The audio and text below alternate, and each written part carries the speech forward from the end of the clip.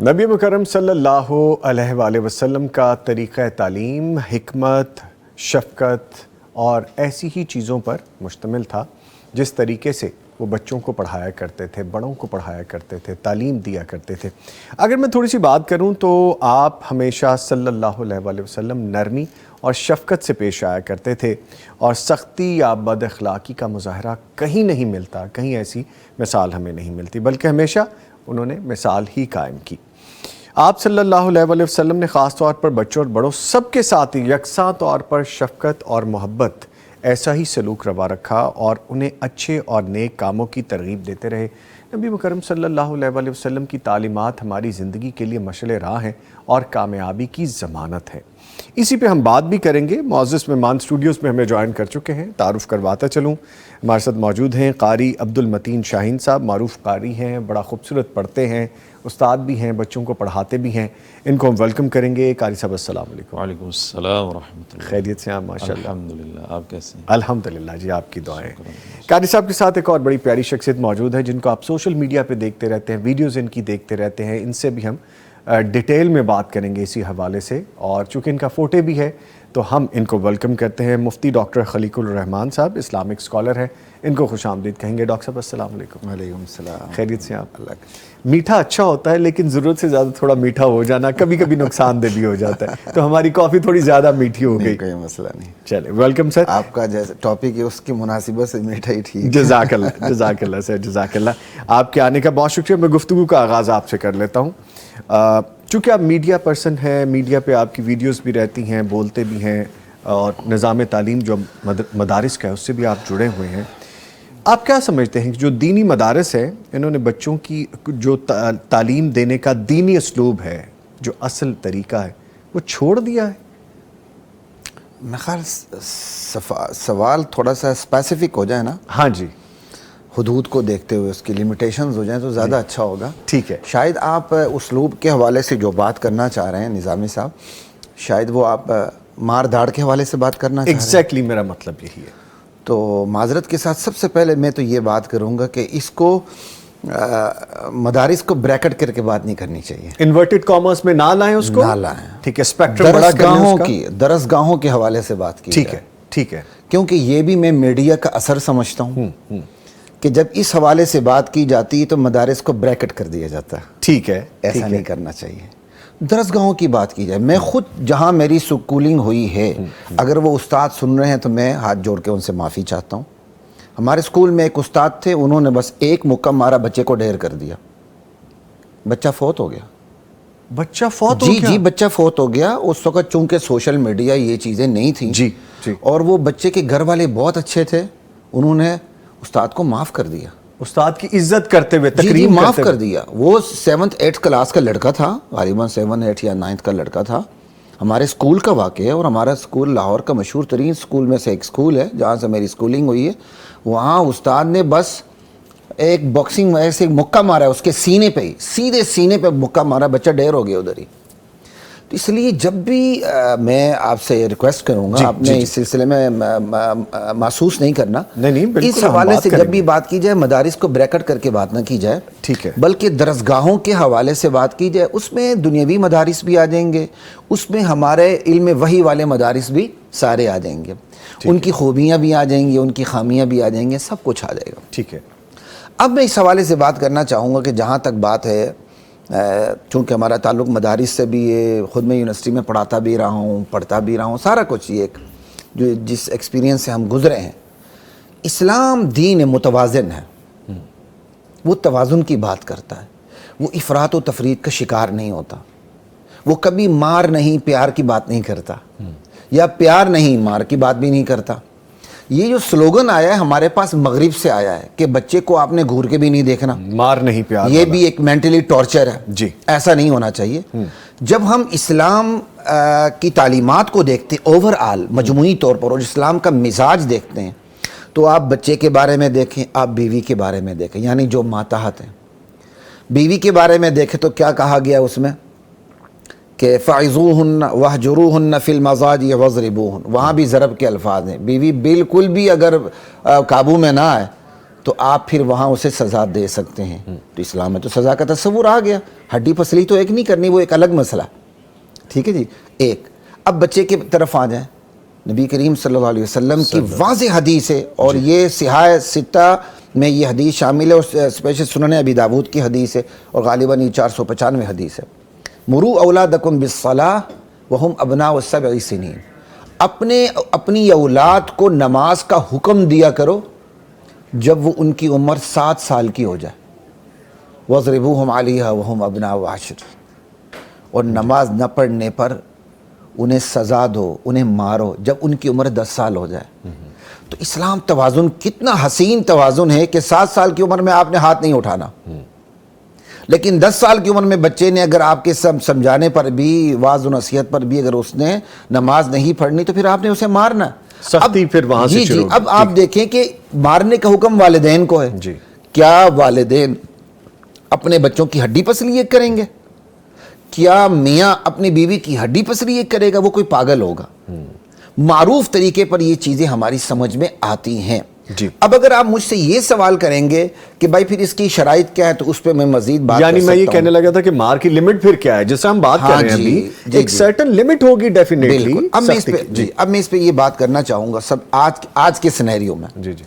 ایک ہمارا گزرا ہوا تابناک ماضی ہے، اس میں شاگرد کو سزا دیتے ہوئے والدین سے اجازت لینے کی ضرورت نہیں ہوتی تھی.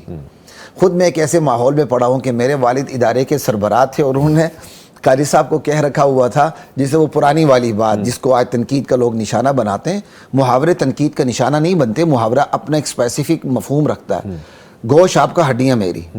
بچے کو پڑھنا چاہیے. ٹھیک ہے. اب یہ نہیں ہوتا کہ بس قاری صاحب گوشت کیا کہتے ہیں گوشت سارا نوچ دیں. ایک والد اپنے بیٹے کے لیے ایسے کیسے کہہ سکتا ہے کہ گوشت نکال لو؟ جی جی. اور یہ اس کا ہرگز مطلب نہیں ہے.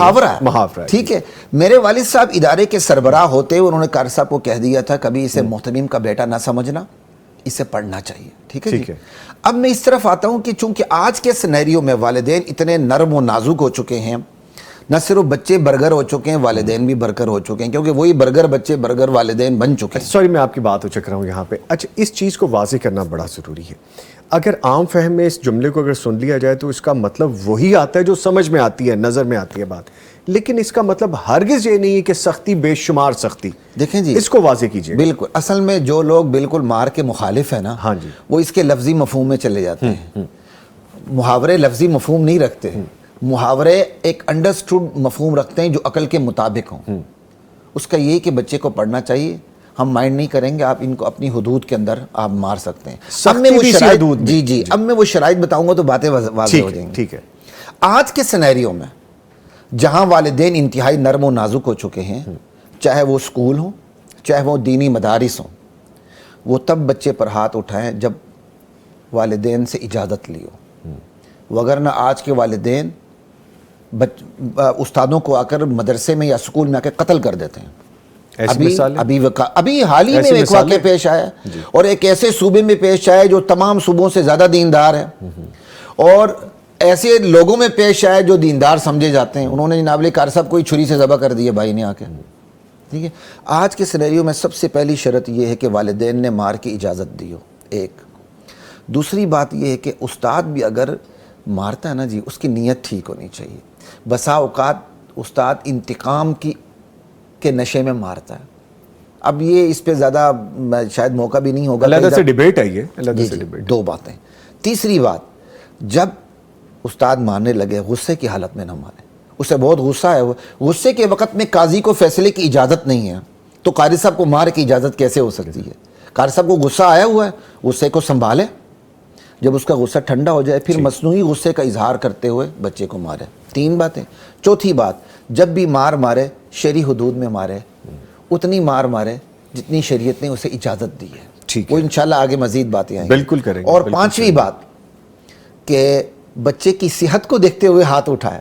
اب 7 سال کا بچہ ہے، اسے سمجھائے، اسے کھڑا کر دے، ناراضگی کا اظہار کر دے، لیکن اسے اسٹک نہ مارے.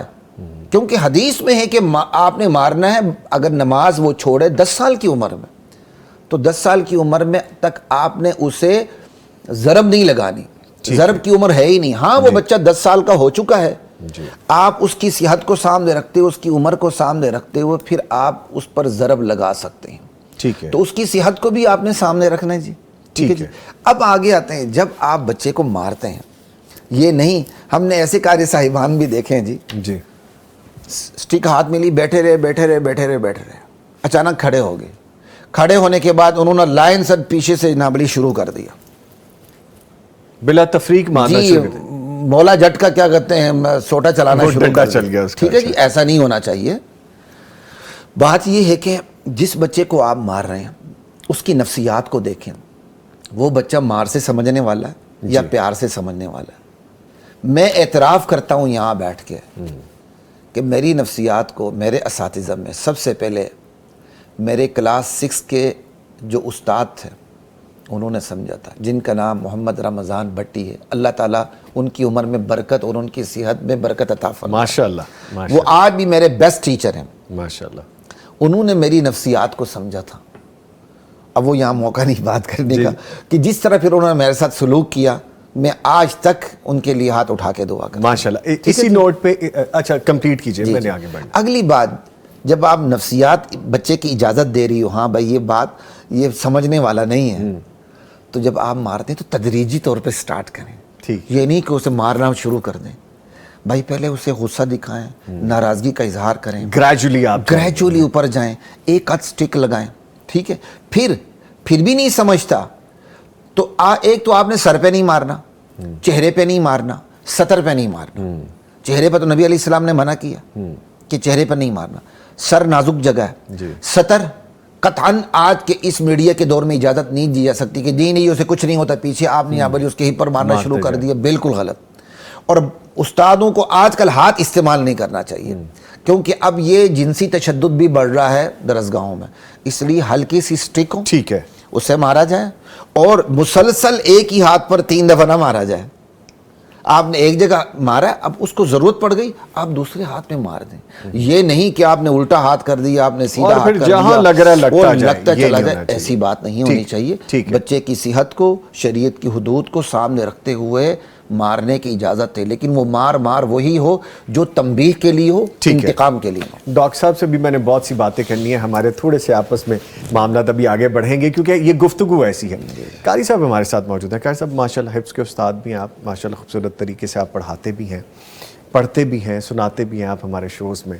لوگ پسند بھی کرتے ہیں آپ کو، ہم بھی آپ سے سننا پسند کرتے ہیں. یہ فرمائیے گا کہ آپ بچوں کو کیا سمجھتے ہیں کہ مارے بغیر قرآن سکھایا جا سکتا ہے؟ آپ کا طریقہ کیا ہے؟ دوسرا یہ بتائیے گا کہ کوئی خاص حکمت عملی آپ ایسی اپناتے ہیں کہ بچوں کو مارنا ہی نہ پڑے، یا ضروری ہے یہ؟ بسم اللہ الرحمن الرحیم. نوید بھائی، اس میں جو ہمارا طریقہ کار ہے وہ ذرا مختلف ہے. اچھا. اس حوالے سے یہ ہے کہ کوئی بھی پیرنٹس جب بچے کو لے کر آتے ہیں میرے پاس بچے کو داخل کروانے کے لیے، تو میری کوشش ہوتی ہے 100% کہ اس والد سے اس بچے کی مکمل ڈیٹیل لی جائے کہ یہ بچہ یعنی کہ بچپن سے لے کے ابھی تک جو ہے وہ یہ اسکول میں کیسا پڑھتا رہا، اس کی نفسیات کیا ہیں، اور یہ غصے والا ہے، طبیعت کا کیسا ہے، گھر میں کیسا رہتا ہے.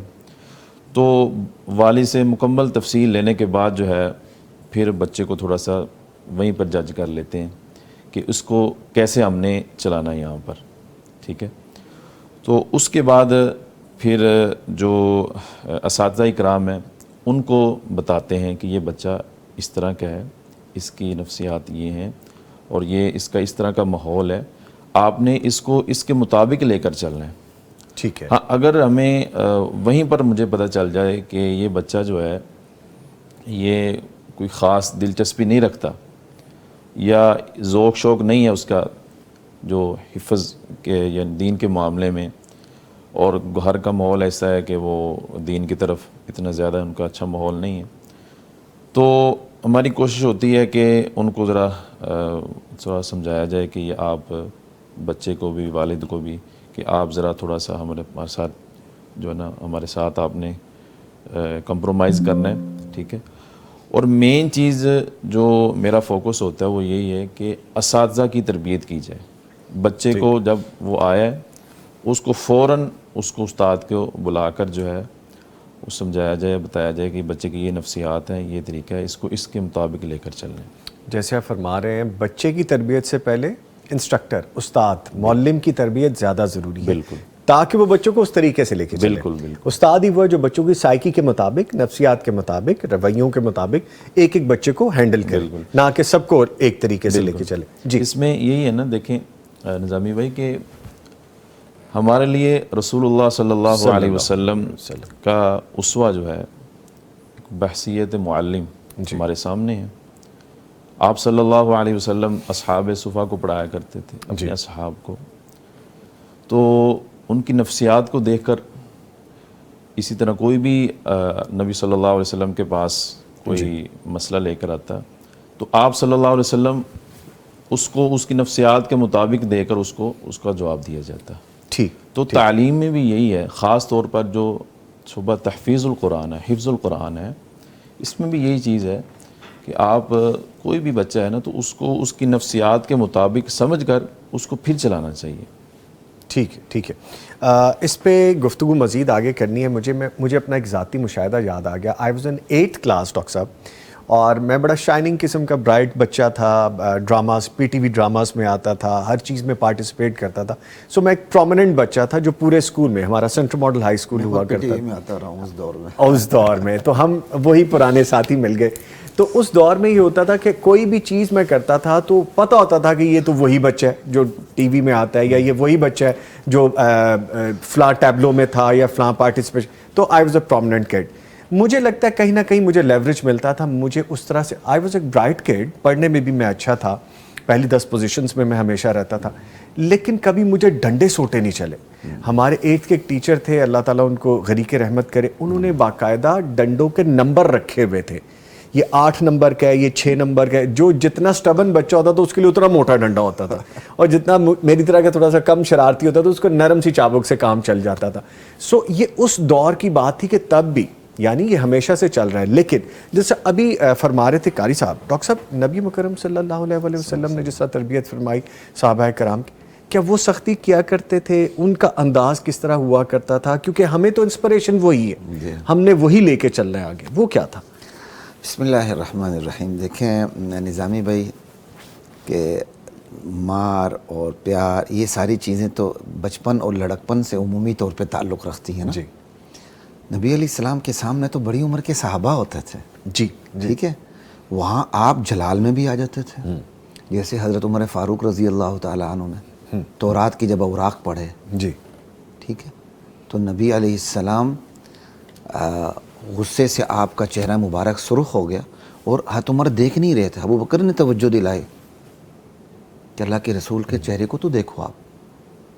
ٹھیک ہے, اور پھر نبی علیہ السلام نے کیا ارشاد فرمایا, لو کان موسیٰ حیا لما وسعہ الا اتباعی. آج موسیٰ زندہ ہوتے تو ان کے لیے میری اتباع کے سوا کوئی گنجائش نہیں تھی.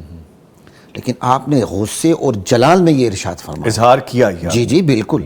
تو یہ جلال, یہ جمال, یہ شخصیت کا بنیادی لازمی حصہ ہے. ٹھیک ہے, ٹھیک ہے. لیکن موقع محل اپنا اپنا ہوتا ہے, کہاں جمال دکھانا ہے آپ نے, کہاں جلال دکھانا ہے. اچھا, جیسے ابھی آپ فرما رہے تھے, مجھے بچوں میں یاد آ گیا حسن حسین رضی اللہ عنہ, پھر اس کے بعد ان کے صحابی جو بچپن سے ان کے ساتھ رہے 10 سال, حضرت انس رضی اللہ تعالیٰ عنہ, یہ بچے بھی ان کے ساتھ تربیت لیتے رہے, ان کا سارا ان کے ساتھ جو ان کا طریقہ تھا, جو تربیت کا معاملہ تھا, تعلیم کا معاملہ تھا, اس حوالے سے بھی بتائیں. جی جی. اب یہ دیکھیں نا جی, ہر بچہ برابر تو نہیں ہوتا. جی. صرف یہ تو نہیں کہ حسن حسین ہو تو آپ ہاتھ اٹھائیں. ہاں جی. تو وہ تھے بھی تو حسن حسین نا, فاطمہ کی اولاد تھے, اور نبوی گھران میں ان کی پرورش ہوئی تھی, تو ان کی تربیت بھی اس لیول پہ تھی. اور بالفرض و تقدیر ان کی تربیت میں اونچ نیچ ہوتی تو اللہ کے نبی ضرور خود عمل فرماتے, وَضْرِبُوهُمْ عَلَيْهَا وَهُمْ أَبْنَاءُ عَشْرٍ. ٹھیک ہے نا جی. جب اس کا موقع ہی نہیں ہے مارنے کا تو کیوں مارے؟ یہ تو بات ہوتی ہے موقع آ جائے. جب ایک خادم آپ کو موقع ہی نہیں دے رہا, ایک شاگرد آپ کو موقع ہی نہیں دے رہا. میں ایک اختلاف اس لیے میں سمجھنے کے لیے ایز اے اسٹوڈنٹ آپ سے بات کروں گا, آپ ماشاءاللہ پڑھاتے ہیں, بہتر سمجھتے ہیں ان چیزوں کو. بچہ ہو اور 10 سال گزارے، کہیں نہ کہیں غلطی ہو جاتی ہے، خامی ہو جاتی ہے، کوتاہی رہ جاتی ہے، لیکن پھر بھی درگزر کیا ہوگا، پھر بھی بڑی شفقت سے سارا معاملہ کیا ہوگا، کہیں نہ کہیں غلطی ہو جاتی، ایسا معاملہ کوئی درپیش نہیں ہوا ہوگا؟ دیکھیں میرے علم میں ایسی کوئی بات نہیں، لیکن میرے سامنے نبی علیہ السلام کی مبارک حدیث اور حکم موجود ہے جی، کہ آپ فرماتے ہیں 7 سال کی عمر تک تو سمجھاؤ، 10 سال کی عمر میں مار مارو. تو اس سے زیادہ اور گنجائش کیا ہے؟ یہ بڑی واضح ہے یہاں پہ بات. بہت واضح ہے. اتنی ہمارے اسکولوں میں تو کیا کہتے ہیں بیرونی دباؤ پر مار نہیں پیار لکھ بھی دیا گیا. اب مجھے صرف ایک بات بتائیں، آج کی نسل اپنے اساتذہ اور اپنے والدین کے لیے زیادہ مؤدب اور باادب ہے یا ماضی کی نسل؟ میں اور آپ اپنے آپ کو دیکھ لیں، ہم کوئی اپنی تعریف نہیں کر رہے. آج کے بچوں سے ہم الحمدللہ زیادہ باادب تھے اپنے استادوں اور اپنے والدین کے حوالے سے. ٹھیک. یہ جو ادب کا عنصر کم ہو گیا ہے نا، اس میں ایک بہت بڑی وجہ افراط و تفریط ہے. یا بہت زیادہ مار ماری گئی یا بالکل ہاتھ بھی نہیں لگایا گیا. دونوں صورتوں میں بچہ ڈی ٹریک ہوا، بچہ ٹریک سے اتر گیا، بچہ خراب ہوا. وہ بچہ جس نے کبھی اپنے والدین کی گوری ہوئی نظروں کو دیکھا نہ ہو، وہ بچی جس نے کبھی اپنے والد کی ناراضی نہ دیکھی ہو غصے ایسے غلط کام کے وقت، یا ماں کا غصہ اس نے برداشت نہ کیا ہو، مجھے بتائیں وہ اپنے گھر جا کے میاں کا غصہ کیسے برداشت کرے گا؟ وہ سختی برداشت کرنا بھی اسلام دین توازن ہے. جی، وہ توازن میں رکھ کے بات کرتا ہے، وہ موقع محل کے مطابق سلوک کرتا ہے. ٹھیک ہے. اچھا ڈاکٹر صاحب سے بھی بات کریں گے. اچھا قاری صاحب یہ فرمائیں کہ بچوں کو سبق میں جس طرح ہم تربیت کی بات کریں، دلچسپی رہے، انٹرسٹ رہے، بچوں کو کس طرح ہینڈل کرنا چاہیے، کس طرح سے لے کے چلنا چاہیے، ان کی تربیت کیسے کرنی چاہیے کہ وہ پڑھتے بھی رہیں، دلچسپی بھی رہے، لگن بھی رہے؟ آپ کس طرح سے بچوں کو ڈیولپ کرتے ہیں؟ اس میں سب سے پہلا جو مرحلہ ہوتا ہے وہ مطالعہ کا ہوتا ہے. جی. جو سبق کے لیے عام طور پر جو ہے ہماری روٹین ہے وہ مغرب کے بعد جو ہے بچوں کو مطالعہ کروایا جاتا ہے. اس میں یہ ہے کہ استاد جو ہے وہ خود وہ بچے کو مطالعہ کرواتا ہے جو اس نے اگلے دن سبق سنانا ہے. ٹھیک ہے.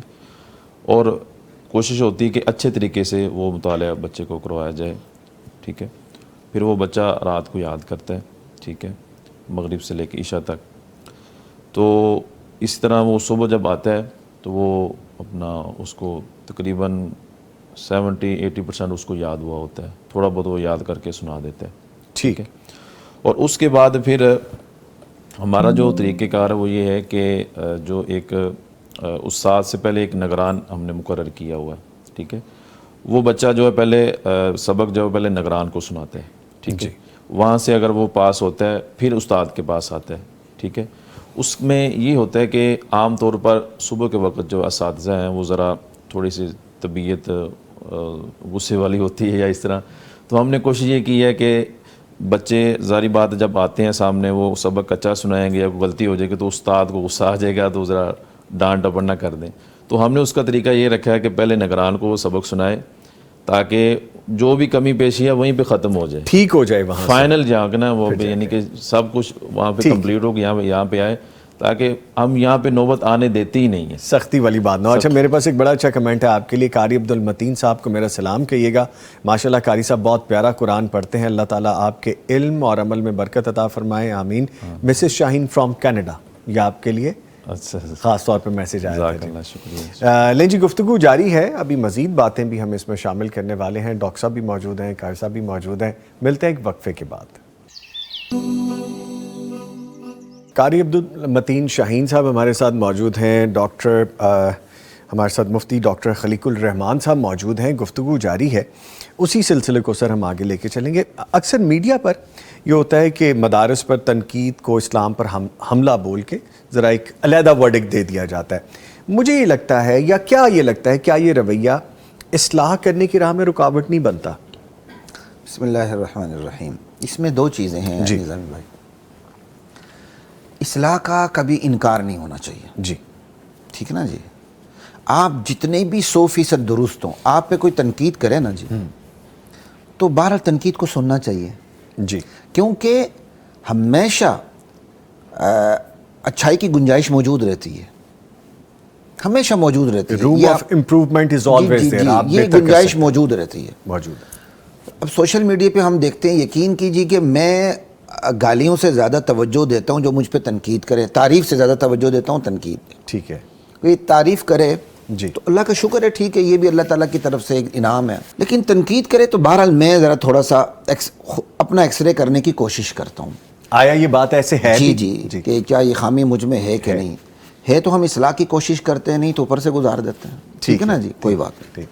بات یہ ہے کہ سب سے پہلے اگر ہم پہ کوئی تنقید کرتا ہے, چاہے مدارس پہ کرتا ہے, چاہے عام درسگاہوں پہ کرتا ہے, میں نے پہلے ہی بتا دی, میں بریکٹ کر کے بات نہیں کرتا, جی ٹھیک ہے, تمام درسگاہوں کی بات ہے, یونیورسٹی تک کی بات ہے. تو جہاں ہماری خامی ہے ہمیں تسلیم کر کے اس میں اصلاح کی طرف قدم بڑھانا چاہیے. جہاں ہماری خامی نہیں, ہمارے خلاف پروپیگنڈا ہوتا ہے. یہ دو باتیں میں اس لیے کہہ رہا ہوں. ایک ہے پروپیگنڈا, یہ وہ موقع ہوتا ہے جہاں جا کر پھر ہمارے ساتھی ڈیفینسو ہو جاتے ہیں اور آ کے کھڑے ہو جاتے ہیں. میں تو کہتا ہوں ڈیفینسو نہ ہو بلکہ افینسو ڈیفینس کرنا چاہیے.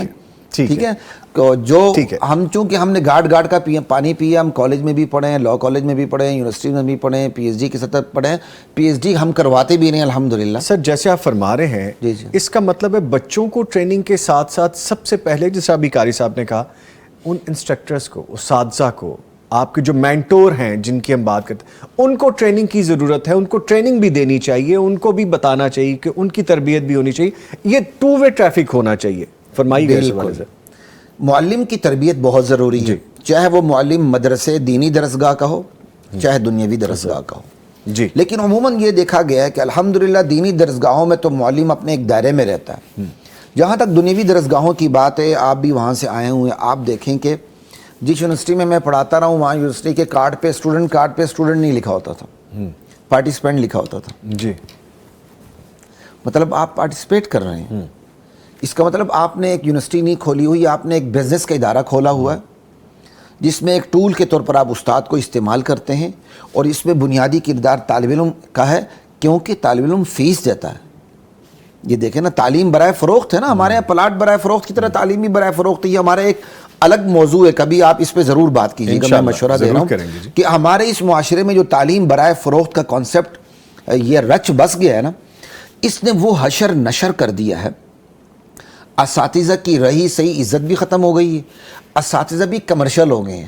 اب اساتذہ پڑھانے نہیں آتے بلکہ وہ دماغ میں معلومات ٹھونسنے آتے ہیں, وہ تربیت کرنے نہیں آتے.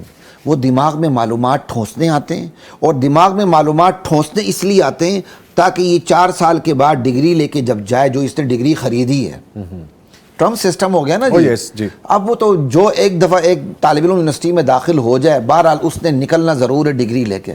اس نے کیونکہ لاکھوں خرچ کی ہیں, اس نے یونیورسٹی کو 30, 40, 50 لاکھ روپے ادا کیے ہیں. یونیورسٹی پابند ہے کسی نہ کسی طرح, چاہے اسے لکھا نہ ہو, اس نے ڈگری کسی نہ کسی طرح اس کے ہاتھ میں دینی ہے, معلومات اس کے دماغ میں ٹھونسی جاتی ہیں.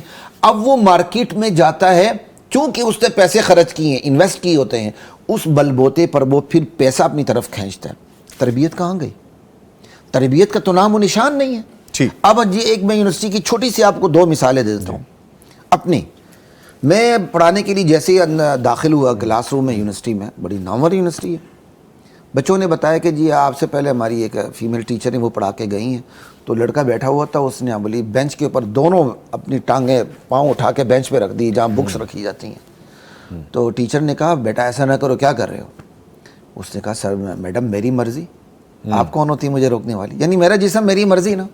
ٹیچر خاموش ہو گئی, ٹیچر کچھ بھی نہیں کر سکی. اور اسی یونیورسٹی کے اندر جب بھی اسٹوڈنٹ اور ٹیچرز کا کلیش ہوا ہے, ہمیشہ یونیورسٹی نے فیور اسٹوڈنٹ کو دی ہے, کیونکہ وہ بزنس کا ٹول ہے. ٹھیک ہے, ٹھیک ہے نا جی. اسی طرح میں ایک یونیورسٹی میں پڑھا رہا تھا, اور پڑھا بھی میں ان کو عربک لینگویج رہا تھا. اگر ہم تو پی ایچ ڈی اور ایم فل کو پڑھاتے تھے, کریڈٹ پورا کرنے کے لیے ہم کیا کہتے ہیں انڈر گریجویٹ کلاس میں بھی اپنی کریڈٹ پورا کرنے کے لیے ہم آ جاتے تھے. میں عربی پڑھا رہا ہوں, لڑکے نے بدتمیزی کی حد کر دی وہاں بیٹھ کے نا, ڈیورنگ لیکچر. جی بالکل.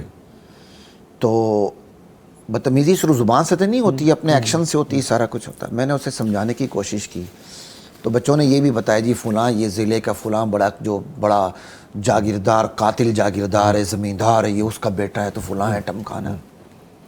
پھر ہماری بھی تھوڑی پھرکی پھری جاتی ہے جہاں سے ہم تعلق رکھتے ہیں. میں نے تھوڑے سے یہ اوپر کر لیے, میں نے کہا یا تم صرف مجھے ٹیچر نہ سمجھو. میں نے اسے پکڑ لیا, کھینچ کے باہر لایا, کلاس سے باہر نکال دیا, دروازہ بند کر دیا. میں کہا بس اتنا ضروری ہے. میں نے پڑھانا شروع کر دی. اب مجھ سے پڑھایا نہ جائے, بی پی میرا شوٹ کر گیا. پھر وہاں جیسا ہوتا ہے نظم و ضبط کا تقاضا ہوتا ہے کہ آپ نے آگے رپورٹ کرنی ہوتی ہے, کہ میں اس کی رپورٹ کر لوں, پھر ہی میرا بی پی لیول پہ آئے گا. میں رپورٹ کرنے گیا, وہ میری رپورٹ کرنے کے لیے پہلے سے موجود تھا. اچھا آپ اندازہ کر لیں, جی, میری رپورٹ کرنے کے لیے پہلے سے موجود تھا. مجھے بڑی حیرت ہوئی. میں اندر گیا, میری کولیگ تھے, میں نے کہا بی پی میرا شوٹ کر رہا ہے, اور جو مجھے اب باتیں یاد نہیں ہیں. کہتے ہیں, انہوں نے پھر مجھے کہا کہ ڈاکٹر صاحب آپ جیسے کہیں گے ویسے ہی ہوگا, اس کا پورا سیمیسٹر ضائع کر دیں یا صرف آپ کی کلاس میں نہ آیا. تو میں نے تھوڑا سا اپنے آپ کو نارمل کیا, آپ نے نارمل کیا. میں نے کہا نہیں, پورا سیمیسٹر ضائع نہیں کرنا, میں اس حق میں نہیں, بس میری کلاس سے باہر. ہاں, بس سبق دینے کے لیے یہ بات ٹھیک ہے, یہ بھی ایک رویہ ہے, بالکل ٹھیک ہے. اچھا قاری صاحب, جیسا ابھی ڈاکٹر صاحب اپنے ایکسپیرینسز بتا رہے ہیں, بتائیے جو کبھی ایسا موقع بھی آ جاتا ہے بچوں نے یاد نہیں کیا, بچے لاپرواہی کر جاتے ہیں, یا کچھ بچوں کی طبیعت ایسی ہوتی ہے وہ جلدی لرننگ نہیں کرتے, یا ان کو سیکھا نہیں جا رہا ہوتا جلدی, ایسی صورتحال میں آپ کیا کرتے ہیں؟ آپ نے بچے پہ محنت کی ہے, آپ نے اسے وقت دیا ہے, اور اس بچے کو آپ کو یہ ایکسپیکٹیشن ہے, امید ہے کہ صبح سبق یاد کر کے آئے گا, سنائے گا, پھر آپ کیا کرتے ہیں؟ ضمی صاحب, اس بارے میں نا میں ایک واقعہ آپ کی نظروں سے بھی شاید گزرا ہوگا, کہ یہ غالباً کراچی کا واقعہ ہے کہ ایک بچہ غالباً 2.5-3 سال اس نے وہ مدرسے میں پڑھتا رہا. تو اس 3 سالوں میں اس نے ایک پارہ حفظ کیا. 3 سالوں میں ایک پارہ حفظ کیا. تو وہ ادارے والے سارے ایک دن اکٹھے ہوئے. اکٹھے ہونے کے بعد میٹنگ کی کہ یار یہ بچہ ہم سب کے لیے جو ہے وہ شرمندگی کا باعث بن رہا ہے, تو اس کو کچھ کریں. تو انہوں نے اس بچے کو وہاں سے فارغ کر دیا. تو بچے کا والد جو ہے مزدور تھا, وہ کہتا کہ یار میں تو شوق تھا حفظ کروانے کا, یہ مسئلہ کیا ہے؟ اتنی زیادہ کوئی معلومات بھی نہیں تھی دین کے بارے میں. وہی والد جو ہے اپنے بچے کو نا وہیں سے لے کے کسی دوسری شہر میں آ گیا. وہاں پہ اس نے کوئی ادارہ دیکھا, اس نے وہاں پہ داخل کروا دیا. جب داخل کروایا تو بچہ پڑھنا شروع کر دیا. بچے نے سال گزرا, 2-3, اتنے غالباً کو 2.5-3 سال کا وقت گزرا, تو بچے نے مکمل حفظ کر لیا. وہی بچے نے تو جب حفظ کر لیا تو وہ بچہ, اس کی آمین ہوئی تو سارے رشتہ دار آئے تو بڑے خوش. تو والد صاحب کہتے ہیں وہ بچے کے کہ بیٹا آپ کو نا میں نے اسی مدرسے میں لے کر جانا ہے ابھی جہاں سے آپ کو انہوں نے فارغ کیا تھا. تو انہوں نے بچے کو لیا, وہاں پر وہ چلے گئے. تو کہتے ہیں کہ یہ بچہ ہے آپ کا شاگرد. تو وہی استاد, وہ ساری مینجمنٹ کہنے لگی یہ تو وہی بچہ ہے نا, یہ تو فارغ ہے. یعنی انہوں نے پھر بھی اس کو تحقیر کی نگاہ سے دیکھا, اس کو نیچر دکھانے کی کوشش, نہیں کیا اس کو ڈی گریڈ پھر بھی کیا. اچھا وہ بچہ, اس کا والد جو ہے دونوں سنتے رہے, بیٹھے رہے.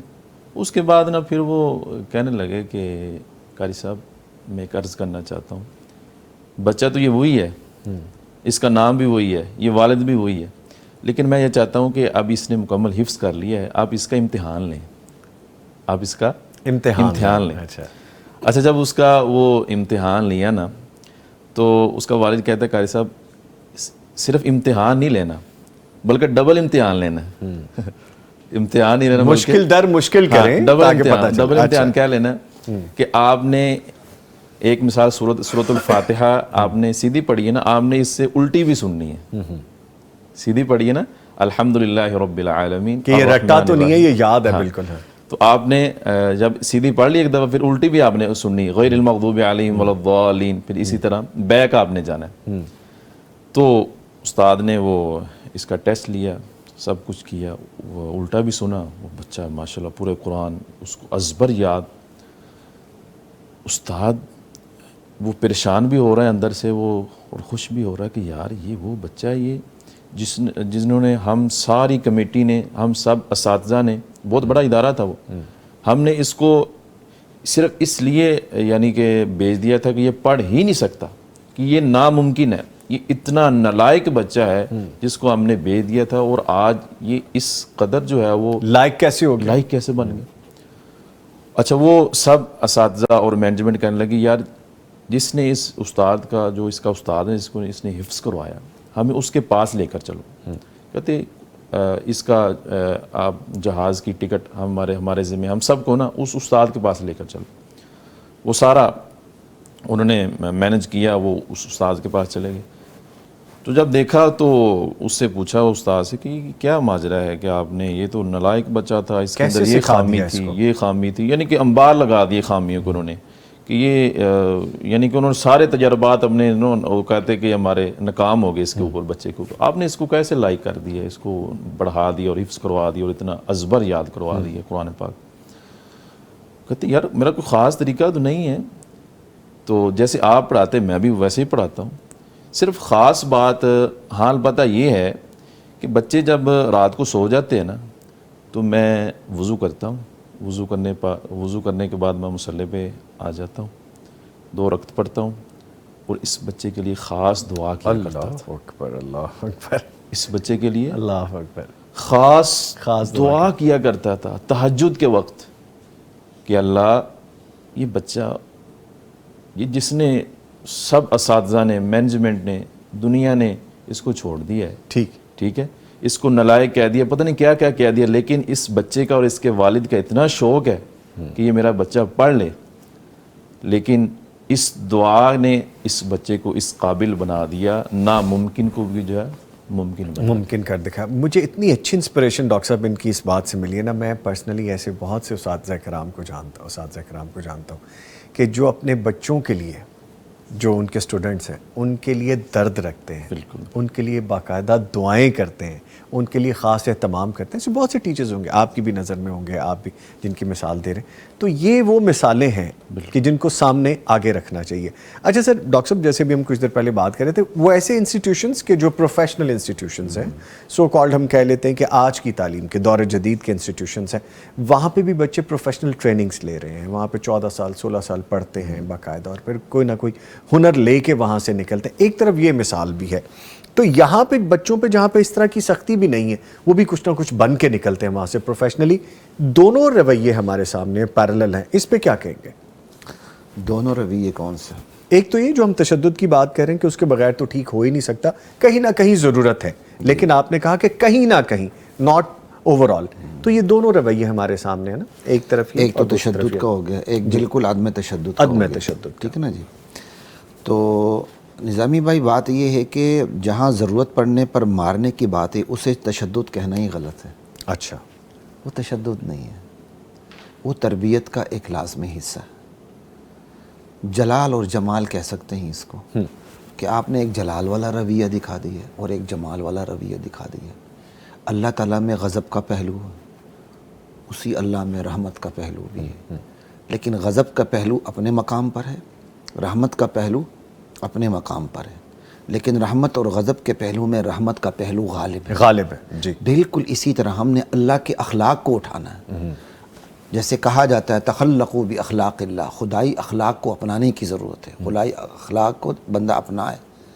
اللہ کے اخلاق کے اندر اللہ کے غضب پر اللہ کی رحمت کو غلبہ حاصل ہے. بالکل اسی طرح ایک معلم کے لیے ضروری ہے وہ شفیق بنے، وہ نرم مزاج بنے، وہ اپنے غضب پر اپنی رحمت کو حاوی کرے، اور بچے کو 100% بالکل مشاہدے کی طرح یقین ہو کہ ہمارا استاد ہمارے لیے رحم دل ہے اور شفیق ہے، رحیم ہے، کریم ہے. یہ تبھی ہم پر ہاتھ اٹھائے گا یا ہاتھ اٹھاتے ہیں جب ہم سے ایسی غلطی ہو جس کا تدارک سمجھانے پر نہیں ہو سکتا. جیسا سختی کے بارے میں آپ نے اپنا مشاہدہ ایک بیان کیا، آپ نے کہا کہ اس کی لائف نہیں خراب کرنی، اس کا یہ نہیں برباد کرنا، لیکن اس کو سمجھ ضرور دینی ہے تاکہ دوبارہ نہ کرے. ابھی بھائی بات یہ توازن ہونا چاہیے. اصل چیز توازن ہے. ٹھیک ہے، موقع محل ہے نا. ایک مقام آ جاتا ہے بچہ سمجھتا ہی نہیں ہے، لیکن ایک مقام وہ بھی آتا ہے، لاتوں کے بت باتوں سے نہیں مانتے، وہ تو لاتوں سے بھی نہیں مانتا. تو پھر آپ ہاتھ پیچھے کر لیں، والدین کو بلا لیں، ہم ناکام ہو چکے ہیں، یہ بچہ آپ کے حوالے. شاید کسی اور درسگاہ میں جا کر یہ سدھر جائے. جیسے قاری صاحب نے ایسا واقعہ سنایا کہ میں تو حد سے زیادہ میں نے اس کا اثر لیا ہے کہ واقعی استاد ایسے ہونے چاہیے جو وہ صرف کیا کہتے ہیں پڑھائیں نہ، بلکہ روحانی دنیا میں جا کر اپنے بچوں کے لیے دعائیں بھی کریں. دعاؤں اور مناجات کا ایک بہت بڑا کردار ہے. جہاں والدین کی دعاؤں اور مناجات کا کردار اولاد کے لیے ہوتا ہے، وہاں اساتذہ کی دعاؤں اور مناجات کا کردار ان کے شاگردوں کے لیے. جیسے آپ فرما رہے ہیں، مجھے ایک بات یاد آ گئی ڈاکٹر صاحب کی، اور جیسے ابھی قاری صاحب کہہ رہے تھے، I feel proud myself. Sometimes آپ کو لگتا ہے نا کہ یہ آپ کے ٹیچرز کا کریڈٹ ہے، آپ کے ساتھ جو پڑھانے والے ہیں ان کا کریڈٹ ہے. ہمارے ایک ٹیچر ہوا کرتے تھے، بڑے سخت طبیعت کے تھے، ڈنڈا اور ہاتھ بھی ان کا چل جایا کرتا تھا، لیکن نہایت ہی اچھے ٹیچر تھے. زندگی کی ایسی سٹیج پہ کہ جہاں پہ میں ایک پروفیشنل لائف میں آ گیا، ان کو کبھی کہیں سے پتہ چل گیا یہ میرا وہ اسٹوڈنٹ ہے، تو وہ میرے پاس پہنچ گئے. اور آپ یقین کیجئے مجھے جگہ نہیں مل رہی تھی، میں ان کو کس جگہ پہ بٹھاؤں، میں ان کو کیسے سرو کروں، کھانا پانی عزت تکریم جو کر سکتا تھا کیا. اور مجھے اس دن لگا کہ ٹیچر کا جو احترام ہے وہ برسوں گزارنے کے بعد آج میں جو سمجھ پایا ہوں تو وہ کس طرح سے ادا کرنا چاہیے. اور انہوں نے مجھے اتنی دعائیں دی، وہ چھوٹا سا کام تھا اور میری ایک فون کال پہ ہو جانا تھا، لیکن انہوں نے اتنی دعائیں دی، مجھے اپنا وہ بچپن سارا یاد آیا جب وہ سختی کیا کرتے تھے، جب وہ نظم و ضبط کے بارے میں بتایا کرتے تھے، اور پھر وہ ہمیں سمجھ لگی کہ وہ نظم و ضبط، وہ سختی ہماری زندگیوں میں اب کس طرح سے پریکٹیکل چل رہی. سو یہ میں بات کر رہا تھا کہ نرمی اور سختی دونوں پیرالل چل سکتی ہیں.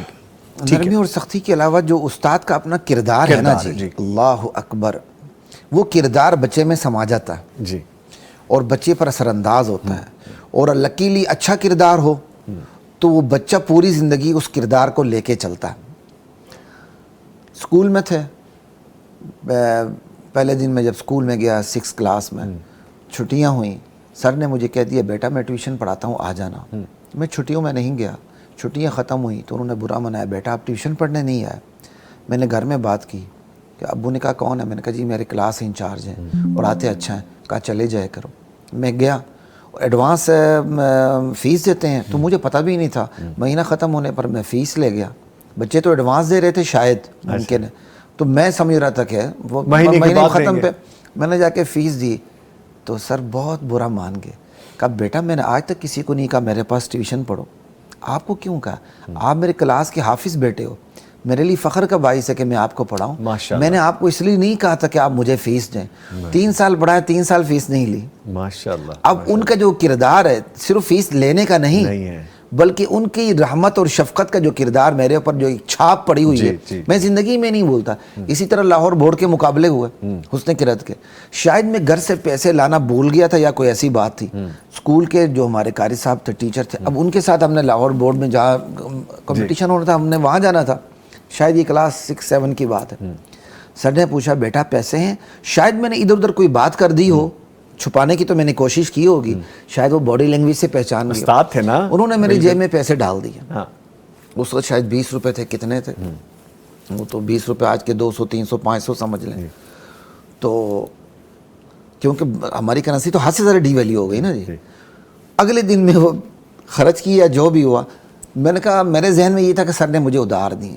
میں پیسے واپس دینے گیا، سر اتنے ناراض ہوئے. کہا بیٹا میں نے کوئی آپ کو قرضہ دیا تھا؟ اللہ اکبر، اللہ اکبر. ٹھیک ہے، الحمدللہ پھر میں نے ٹاپ بھی کیا تھا اس لاہور بورڈ میں. تو کہنے کے یہ کہ استاد کا کردار بچے پر اس کی چھاپ پڑ جاتی. بالکل میں آپ کی بات سے اتفاق کروں گا. میری شخصیت میں میرے استادوں کا بڑا بہترین کردار ہے جو چھاپ کہیں نہ کہیں نظر آتی ہے. جہاں بھی ہیں اللہ تعالیٰ ان کے درجات بلند کریں، اور جو حیات ہیں اللہ تعالیٰ ان کی زندگیاں جو بڑی برکت والی کریں. Credit goes to my parents. اللہ تعالیٰ کے بعد ہمارے استاد ہی ہیں جو ہمیں بناتے ہیں. سر 1 منٹ ہے، آپ دونوں ماشاءاللہ استاد ہیں، 1 منٹ میسج لینا چاہوں گا. کیا میسج دیں گے کہ نرمی سے زیادہ اچھے رزلٹ آتے ہیں، سختی سے زیادہ اچھے رزلٹ آتے ہیں، میانہ روی زیادہ بہتر ہے؟ یہ انسٹرکٹرز کے لیے، استاد کے لیے ہونا چاہیے، فرمائیے گا.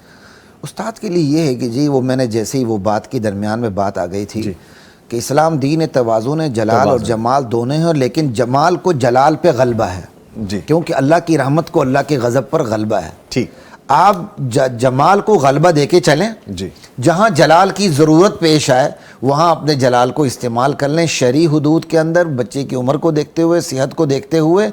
ہم اس چیز کو ڈینائی نہیں کر سکتے, ہم مغرب کے سلوگن کو نہیں لے سکتے مار نہیں پیار, لیکن ہم یہ بھی نہیں کر سکتے کہ ہم تشدد پہ اتر آئیں اور جان سے مار دیں بچوں کو. ایسے جان سے نہیں جی, ہڈی پسلی کیوں توڑیں, ہم کوئی ایسی ضرب کیوں لگائے کہ وہ نشان پڑ جائے, بچے ایک ہفتے تک سہلاتا رہے, ایسے ایسے کرتا رہے, نہیں, وہ پڑھے نہ اپنی تکلیف میں زیادہ رہے. جی ٹھیک ہے, ٹھیک ہے. قاری صاحب ایک میسج آپ کی طرف سے جو نئے پڑھانے والے ہیں یا جو پڑھانے والے ہیں ان کو کیا سوچنا چاہیے بچوں کی تعلیم و تربیت کے حوالے سے؟ اس میں نظامی صاحب اپنا بدقسمی سے ہمارا جو یہ جو ایجوکیشن سسٹم ہے جتنا بھی کوئی دینی ہے یا دنیاوی پھر بھی اس میں جو عام طور پر اس کے جو اساتذہ ہیں ان کے لیے اسپیشل جو ہے وہ کوئی بھی کام ہے اس کے لیے ٹریننگز ہوتی ہیں, ٹھیک ہے جی. لیکن ہماری جو دینی فیلڈ ہے ان کے اساتذہ کے لیے کوئی کوالیفائڈ یا اس طرح کو کہہ لیں کہ کوئی ورکشاپس, کوئی باقاعدہ ان کا اہتمام نہیں ہوتا, جس کا نتیجہ یہ ہے کہ وہ استاد جو ہے وہ اپنی مرضی سے, جس نے وہ آدھا پڑھا ہوا ہے, حفظ کیا ہوا ہے یا آگے کچھ پڑھا نہیں, اس کو پتہ ہی نہیں, مکمل کوالیفائڈ نہیں ہے وہ, ٹھیک ہے, اس کو وہیں پہ وہ اٹھتا ہے اور جا کر اس کو کوئی دیکھتا ہے اس کو بٹھا دیتا ہے, تو اس نے پھر اس کے نتائج رزلٹ آپ کے سامنے غلط ہی نظر آئیں گے. تو اس کے لیے ایک تو یہ ہے کہ جو ورکشاپ کا جو ہمارے جو شعبہ تحفیظ القرآن ہے, ٹھیک ہے, ان کے لیے جو اساتذہ ہیں ان کے لیے بہترین جو ہے نا وہ ہر سطح پہ ان کے لیے ورکشاپس کا اہتمام کرنا چاہیے, اساتذہ کو سمجھانا چاہیے, ان کی دل نرم کرنے چاہیے, اور اس میں یہ چیز اساتذہ کے لیے لازم کرنی چاہیے کہ ایک بچہ بھی اگر آپ کی سختی, آپ کی تحقیر اور آپ کے غلط رویے کے ساتھ دین سے دور ہو گیا, قرآن سے دور ہو گیا, تو وہ آپ کے لیے وبال جان بن جائے. یہ اپنی طرف سے نہیں کہہ رہا, یہ آئمہ کے اقوال ہیں, شیخ ابن باز, شیخ الفوزان رحمہ اللہ, بے شمار ان کے اقوال ہیں, آپ دیکھ لیجئے. تو دنیاوی تعلیم میں تو گزارا ہو سکتا ہے, لیکن دینی تعلیم میں اگر ایک بچہ بھی دین سے دور ہو گیا تو آپ کے لیے وہ سب کچھ, آپ کا پروگرام جو ہے وہ ختم ہو گیا. لے جی, اس کے ساتھ ہی وقت بھی ختم ہو گیا, لیکن میں اپنے معزز مہمانوں کا شکریہ ادا کر دوں گا. ہمارے ساتھ موجود رہے قاری عبدالمتین شاہین صاحب. قاری صاحب آپ کے آنے کا بہت شکریہ. اور ہمارے ساتھ موجود رہے مفتی ڈاکٹر خلیق الرحمان صاحب. ڈاکٹر صاحب آپ کے بھی آنے کا بہت شکریہ. ایک کمنٹ بھی مجھے یہاں پہ آ گیا کہ ڈاکٹر صاحب کی ویڈیوز ہم دیکھتے رہتے ہیں, ماشاءاللہ سیکھتے رہتے ہیں. نہیں جی بالکل, ہم نے سیکھنے کے لیے تو ڈاکٹر صاحب کو بلایا تھا. تھینک یو ویری مچ سر, آپ تشریف لائے. لیکن جی جاتے جاتے میسیج ایک یہی ہے کہ آپ بچوں کی تعلیم و تربیت کے حوالے سے جب سوشل میڈیا پہ کوئی بھی ویڈیو دیکھ لیتے ہیں, جیسے بچوں کا اتنا تشدد کا ایک رویہ ایک قاری کی جانب سے, کسی استاد کی جانب سے, یا کسی انسٹیٹیوشن یا اسکول کے ٹیچر کی جانب سے, کہ وہ بچوں کے لیے جان لیوا ثابت ہو جائیں. وہ صرف ایک شخصیت کا کردار تو ہو سکتا ہے, وہ اس ادارے کا یا دین سے یا دنیا کی تعلیم سے اس کا ڈائریکٹ تعلق نہیں ہے. اس کو اس سے مت جوڑا کریں. ہاں یہ ضرور ہے کہ room of improvement is always there. ہمیں تربیت اور تعلیم اپنی بھی بڑھاتے رہنا چاہیے. اساتذہ کرام بھی اسی معاشرے کا حصہ ہیں, ان کو بھی اپنی تعلیم اور تربیت کو بچوں کی تربیت کے حوالے سے ڈیولپ کرتے رہنا چاہیے. اس کے ساتھ ہی جی میں شکریہ ادا کرتا ہوں اپنے معزز مہمانوں کا, اور آپ کا بھی شکریہ ادا کرتا ہوں کہ آپ ہمارا پروگرام دیکھتے ہیں اور اپنے اس پروگرام کے لیے آپ کمنٹ بھی ہمیں لکھ بھیجتے ہیں. Thank you very much. اس کے ساتھ ہی ہمیں اجازت دیجیے, دعاؤں میں ہمیں یاد رکھیے. انشاءاللہ کل پھر ملاقات ہوگی, تب تک کے لیے اللہ حافظ.